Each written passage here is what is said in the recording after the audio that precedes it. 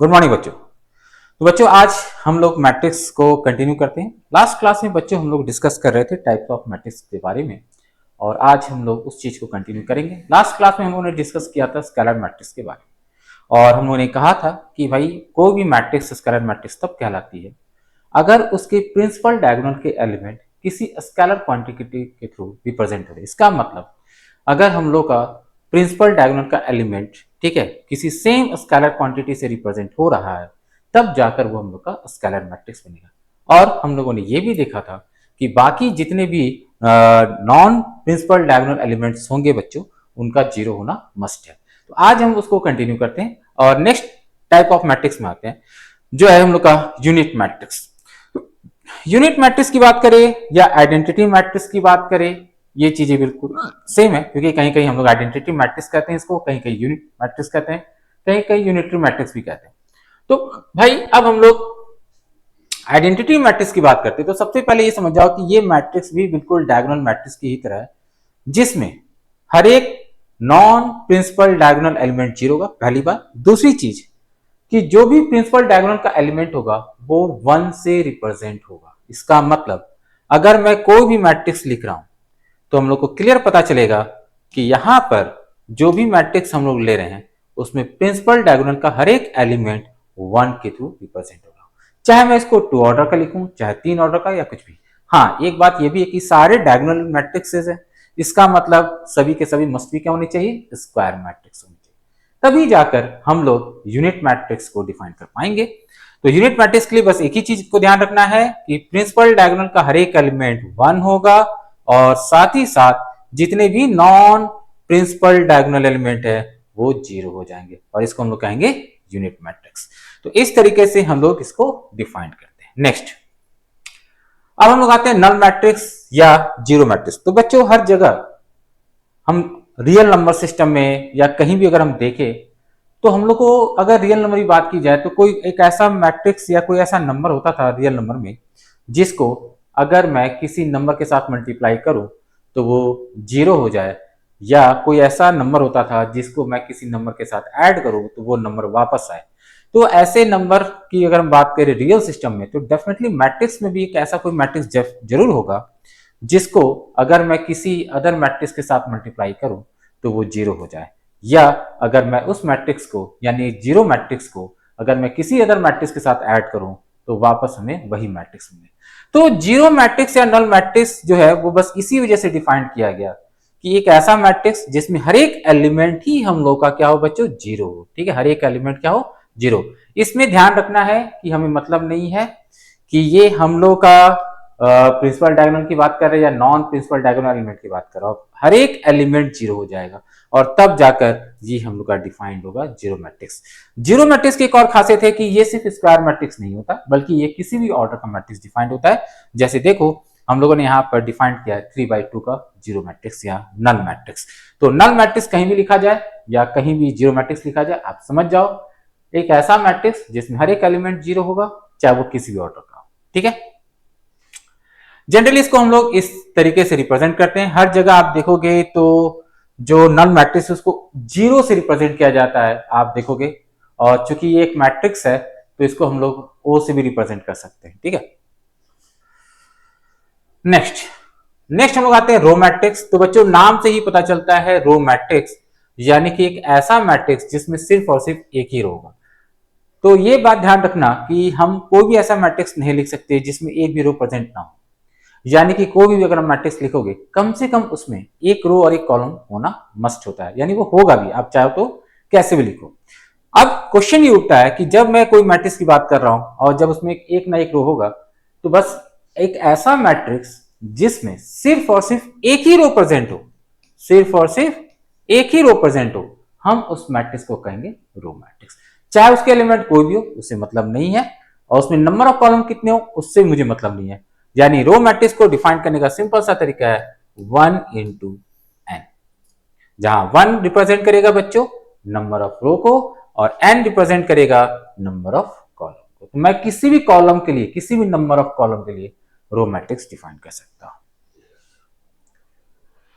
Next next हम लाते हैं column matrix. तो बच्चों जिस तरीके से मैंने आपको रो मैट्रिक्स के बारे में बताया, कॉलम मैट्रिक्स बिल्कुल सिमिलर है कि एक ऐसा मैट्रिक्स जिसमें एक ही कॉलम प्रेजेंट हो, हम उसको कॉलम मैट्रिक्स कहेंगे। जैसे देख रहे हो आप, मैं यहाँ पर लिखा हूं 2 और 1, ये कॉलम मैट्रिक्स है। और कॉलम मैट्रिक्स की खासियत है कि इसमें सिर्फ एक कॉलम होगा, चाहे रो आप कितनी भी रख दो। यानी कि कोई भी कॉलम मैट्रिक्स अगर रिप्रेजेंट करना है तो आप n क्रॉस 1 या n बाय 1 से रिप्रेजेंट कर सकते हो, जिसमें n हम लोग का नंबर ऑफ रो को रिप्रेजेंट करेगा। नेक्स्ट हम लोग आते हैं ट्रायंगुलर मैट्रिक्स। तो बच्चों ये एक अलग ही टाइप का मैट्रिक्स है और ये आपको देखो प्रॉब्लम में बहुत कम जगह दिखता है। मैं आपको क्लियर बता दूं, ये बहुत कम प्रॉब्लम में मेंशन होता है ट्रायंगुलर मैट्रिक्स ले रहे हैं, लेकिन चूंकि it is a part of matrix तो हम इसको डिस्कस करते हैं। ट्रायंगुलर मैट्रिक्स की जब भी हम बात करते हैं तो हम लोग के माइंड में बस एक चीज आना चाहिए, जो प्रिंसिपल डायगोनल एलिमेंट होता है बच्चों, उसके ऊपर के जितने भी एलिमेंट होते हैं वो एक ट्रायंगल बनाते हैं। जैसे ये तीनों या ये तीनों, तो हम ऐसे ही ट्रायंगुलर या ट्रायंगुलर मैट्रिक्स की बात कर रहे हैं। तो जब आपको कहा जाए ट्रायंगुलर मैट्रिक्स तो आपके माइंड में बस एक चीज आना चाहिए कि जो प्रिंसिपल डायगोनल एलिमेंट है उसके अपर के एलिमेंट्स डेफिनेटली एक ट्रायंगल फॉर्म कर रहे हैं। जैसे देखो ध्यान से, ये एक ट्रायंगल फॉर्म हो रहा है, ये भी एक ट्रायंगल फॉर्म हो रहा है। इस वजह से इसको हम लोग ट्रायंगुलर मैट्रिक्स कहते हैं। ठीक है, इसके बाकी एलिमेंट जो है वो एक ट्रायंगल बनाते हैं, इसलिए इसको ट्रायंगुलर मैट्रिक्स कहते हैं। ट्रायंगुलर मैट्रिक्स की खासियत क्या चीज है, देखो ध्यान से। जो ट्रायंगुलर मैट्रिक्स होता है वो दो टाइप का होता है बच्चों, एक होता है अपर ट्रायंगुलर मैट्रिक्स और एक होता है लोअर ट्रायंगुलर मैट्रिक्स। तो अपर ट्रायंगुलर मैट्रिक्स की खासियत ये चीज है कि अपर ट्रायंगुलर मैट्रिक्स के जितने भी एलिमेंट होंगे, यानी अपर ट्रायंगल, देखो ध्यान से देखो ये क्या बन रहा है, एक अपर ट्रायंगल है और एक लोअर ट्रायंगल है। तो जब अपर ट्रायंगुलर मैट्रिक्स की हम बात करेंगे तो ध्यान रखना कि अपर ट्रायंगल का हर एक एलिमेंट जीरो नहीं होगा। ठीक है, जैसे यहां पर ध्यान से देखो, -4 0 और -2, क्या यहां पर हर एक एलिमेंट जीरो है? नहीं। ध्यान रखना, एक एलिमेंट जीरो हो सकता है, दो भी जीरो हो सकता है, लेकिन सब जीरो नहीं हो सकता। तो अपर ट्रायंगुलर मैट्रिक्स की खासियत यह है कि इसमें जो ऊपर का एलिमेंट है बच्चों, ठीक है, यानी कि ऊपर जो ट्रायंगल बन रहा है वो हमेशा नॉन जीरो एलिमेंट से बनेगा।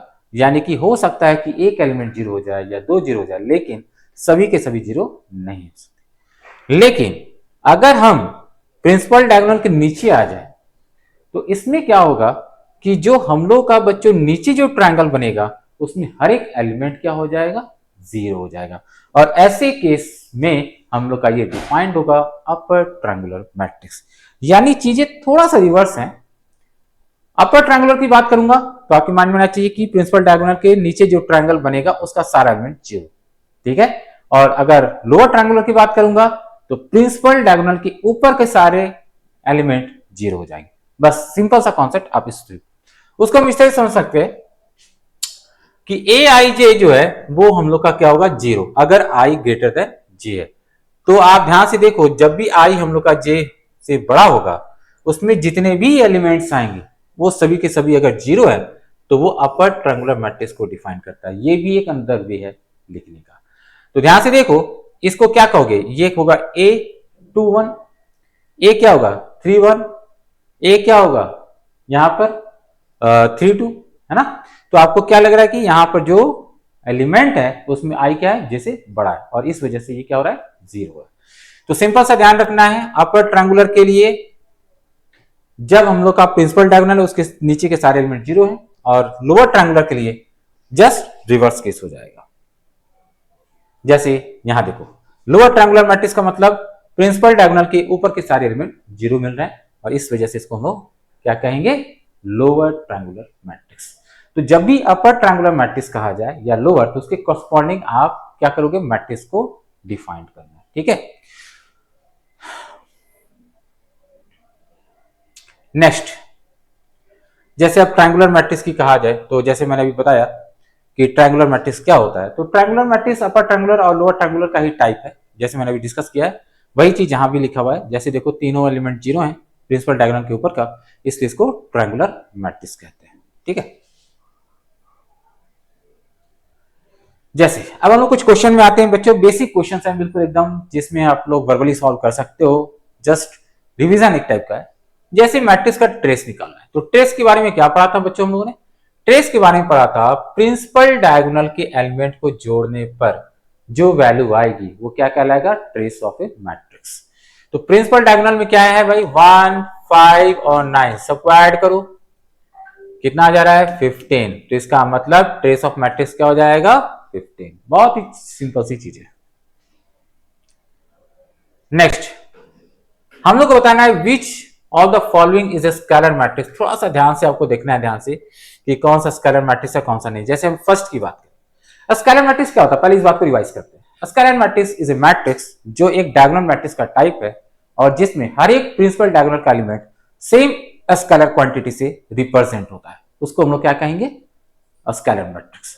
तो प्रिंसिपल डायगोनल का हर एक एलिमेंट क्या हो, सेम स्केलर से रिप्रेजेंट हो। तो पहला अगर हम बात करें तो प्रिंसिपल डायगोनल के एलिमेंट 1, 2 और 3 है जो अलग अलग कांस्टेंट से रिप्रेजेंट हो रहे हैं, इसलिए ये नहीं हो सकता।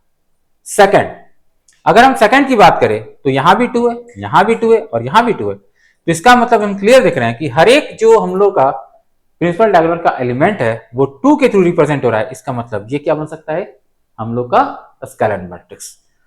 थर्ड की अगर हम बात करें तो थर्ड में भी देख रहे हैं बच्चों कि 1, 2, 3 है, ठीक है। बस मुझे इसी बात का फोकस करना है, मुझे और किसी चीज से मतलब नहीं है, मुझे बस इसी चीज से मतलब है कि प्रिंसिपल डायगोनल के एलिमेंट जो हैं वो किस तरह के दिख रहे हैं। तो यहां भी नहीं हो सकता और यहां भी नहीं हो सकता, ठीक है। नेक्स्ट बताना है कि कौन सा बच्चे हम लोग का ट्रायंगुलर मैट्रिक्स है। तो ट्रायंगुलर मैट्रिक्स के लिए मैंने आपको बताया था कि आपको बस ऑब्जर्व करना है कि प्रिंसिपल डायगोनल के ऊपर के सारे एलिमेंट 0 हो जाए या तो प्रिंसिपल डायगोनल के नीचे के सारे एलिमेंट 0 हो जाए, तब जाके वो ट्रायंगुलर होगा। तो हम देख रहे हैं कि प्रिंसिपल डायगोनल एलिमेंट ये है और इसके सारे एलिमेंट ऊपर वाले 0 हैं, तो ये भी ट्रायंगुलर मैट्रिक्स। ये प्रिंसिपल डायगोनल है और इसके नीचे के सारे एलिमेंट 0 है, इसलिए ये भी है। इसका मतलब आंसर होगा बोथ 1 एंड 2। नेक्स्ट अब हम लोग आते हैं बच्चों कुछ ऑपरेशंस की बात करते हैं मैट्रिसेस। जैसे रियल नंबर में ऑपरेशंस होते हैं, वेक्टर्स में होते हैं, कॉम्प्लेक्स नंबर में होते हैं, उसी तरह से मैट्रिसेस में भी कुछ ऑपरेशंस हैं। वहां भी हम इक्वालिटी ऑफ मैट्रिसेस की बात कर सकते हैं, यानी कि दो नंबर जब इक्वल होता है तो क्या कंडीशन है, या दो कॉम्प्लेक्स नंबर इक्वल है तो क्या कंडीशन है, मैट्रिक्स अगर इक्वल हो तो क्या कंडीशन है। इसी चीज को हम लोग यहाँ पर डिस्कस करने जा रहे हैं। तो हम लोग यहाँ पर डिस्कस करेंगे इक्वालिटी सम ऑफ मैट्रिसेस। तो पहले हम लोग इन दो चीज को फोकस करते हैं, इक्वालिटी और सम पे।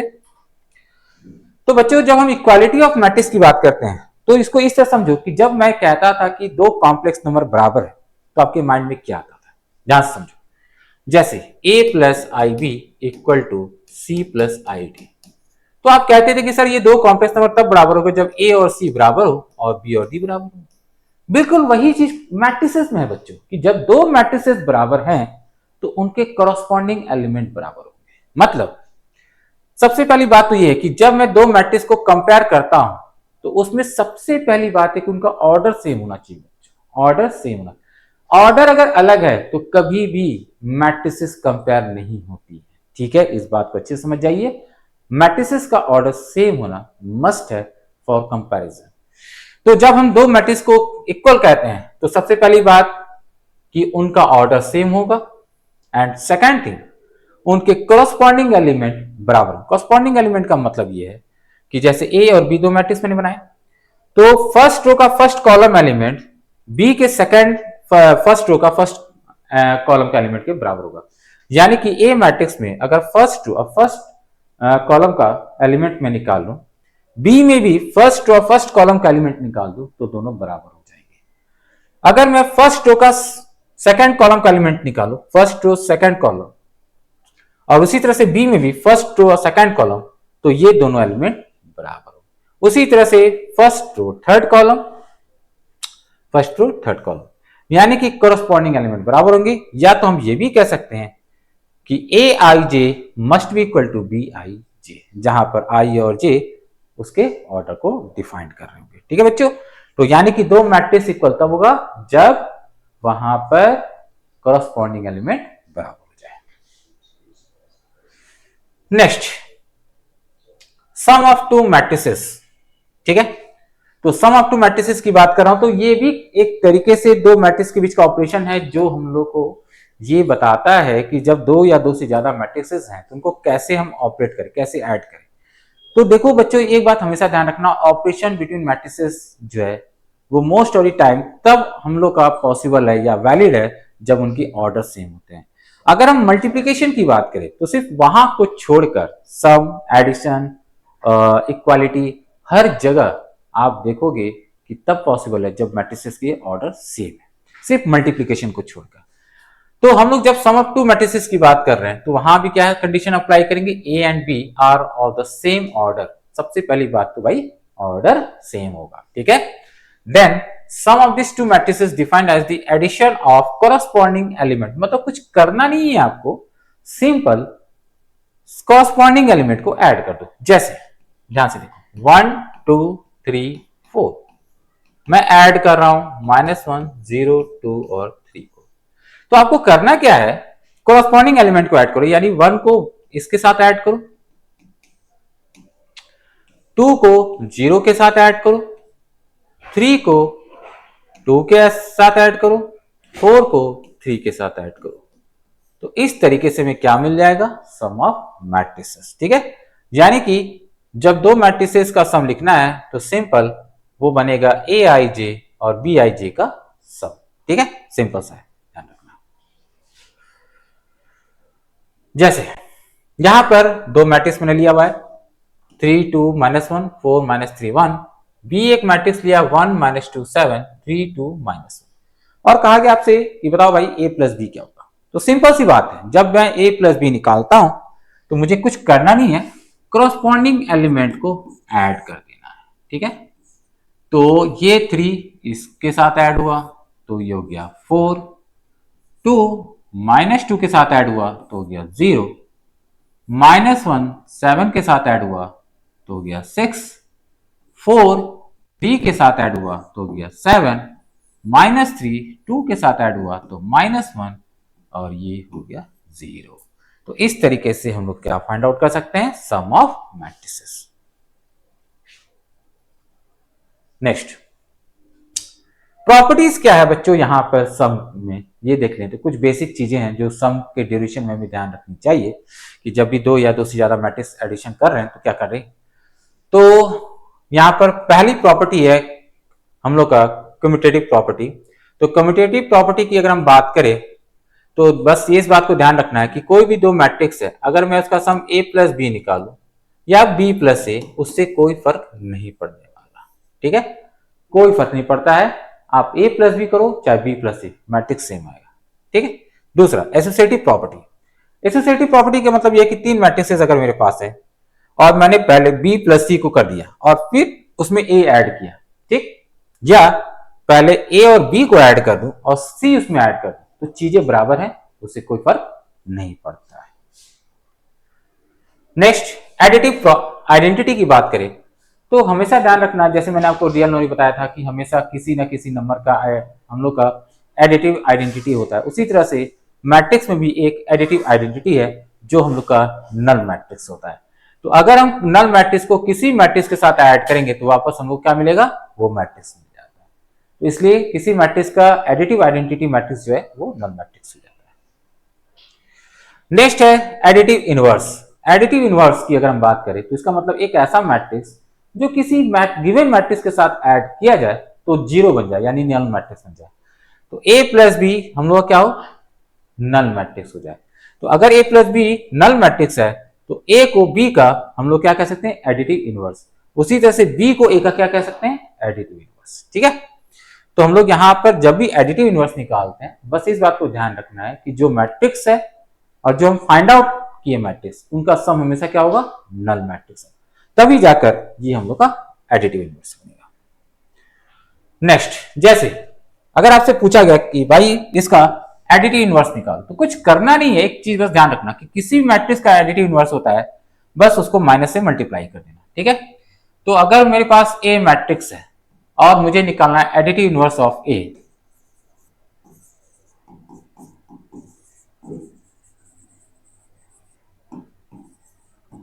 तो हमें क्या करना चाहिए, कुछ नहीं करना है, जो भी मैट्रिक्स मेरे पास है उसको माइनस से मल्टीप्लाई कर दो,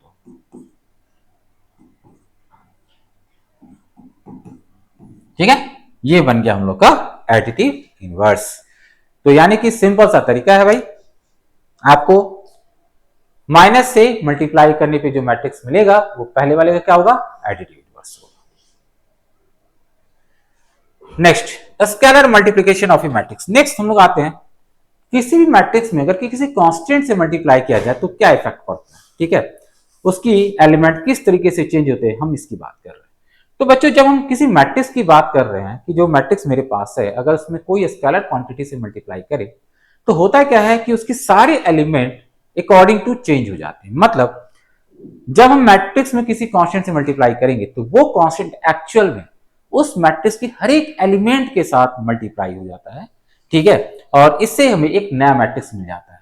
जैसे अगर मैं यहां पर कह रहा हूं कि कोई एक मैट्रिक्स ए है मेरे पास है और उसके साथ मैंने के से मल्टीप्लाई किया तो ये जो के है वो हर एक एलिमेंट के साथ मल्टीप्लाई हुआ। ध्यान से देखो के ए आई जे बन गया, इसका मतलब हर एक के साथ मल्टीप्लाई। जैसे मान लो 2 4 1 0, अगर इस मैट्रिक्स को मैं 5 से मल्टीप्लाई कर रहा हूं तो इसका क्या मतलब है कि ये 5 जब मैट्रिक्स के अंदर जाएगा तो हर एक एलिमेंट के साथ मल्टीप्लाई होगा। ये इस फॉर्मेट में 5 इंटू 2 5 इंटू 4 5 इंटू 1 5 इंटू 0, तो ये हम लोग का हो जाएगा 10 5 20 0, ठीक है। ध्यान ये रखना जरूर है कि आपका हर एक एलिमेंट करस्पॉन्डिंग चेंज होगा उस कांस्टेंट से। ऐसा नहीं करना कि आप किसी एक एलिमेंट को छोड़ देना, अदरवाइज वो गलत हो जाएगा, ठीक है। तो ये हम लोग का कहलाता है scalar multiplication of A matrix. जैसे देखो यहां पर एक मैट्रिक्स हम लोग ले रहे हैं और इसको कांस्टेंट के से मल्टीप्लाई करना है, ठीक है। तो हम लोग को ए इंटू के फाइंड आउट करना है, ठीक है। के इंटू ए हम लोग का क्या होगा ये फाइंड आउट करना है। तो के इंटू ए निकालना है तो भाई सिंपल सा है,